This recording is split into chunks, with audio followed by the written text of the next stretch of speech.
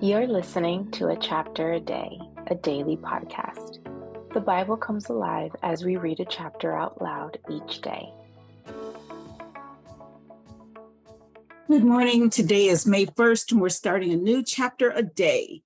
So today's chapter is 1 Samuel chapter 1, and here's what it says. It's the birth of Samuel.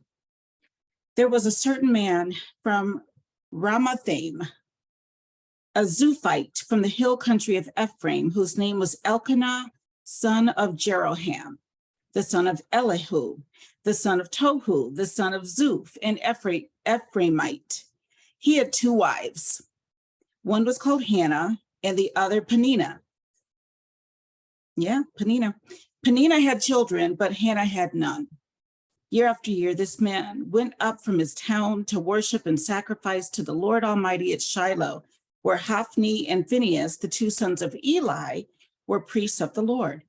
Whenever the day came for Elkanah to sacrifice, he would give portions of the meat to his wife Peninnah and to all her sons and daughters. But to Hannah, he gave a double portion because he loved her, and the Lord had closed her womb. And because the Lord had closed her womb, her rival kept provoking her in order to irritate her. This went on year after year. Whenever Hannah went up to the house of the Lord, her rival provoked her till she wept and would not eat. Elkanah, her husband, would say to her, "Hannah, why are you weeping? Why don't you eat? Why are you downhearted? Don't I mean more to you than 10 sons?" Once, when they had finished eating and drinking in Shiloh, Hannah stood up. Now Eli the priest was sitting on a chair by the doorpost of the Lord's temple. In bitterness of soul, Hannah wept much and prayed to the Lord. And she made a vow, saying, "O Lord Almighty, if you will only look upon your servant's misery and remember me, and not forget your servant, but give her a son, then I will give him to the Lord for all the days of his life, and no razor will ever be used on his head." As she kept on praying to the Lord, Eli observed her mouth. Hannah was praying in her heart, and her lips were moving, but her voice was not heard. Eli thought she was drunk and said to her, "How long will you keep on getting drunk? Get rid of your wine."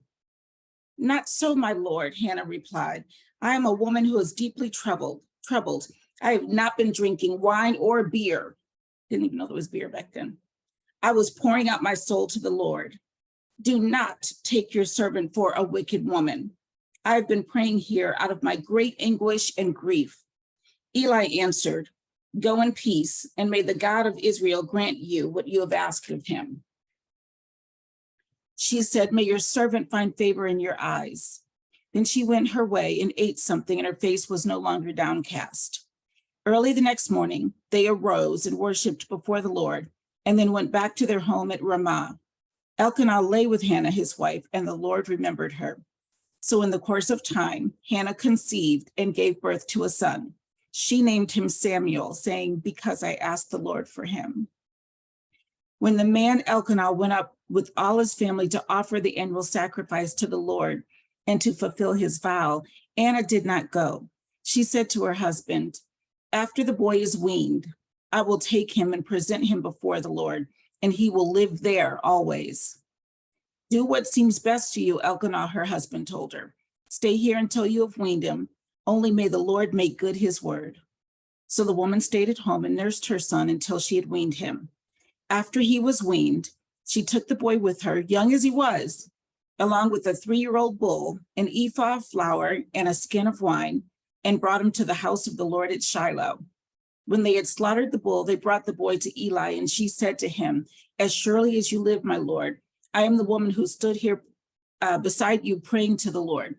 I prayed for this child, and the Lord has granted me what I asked of him. So now I give him to the Lord.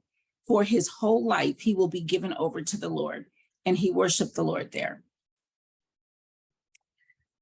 That's some faith right there. Praying for a son, you finally get one, and you give your son up to the Lord. And, that's also indicative of Jesus, right?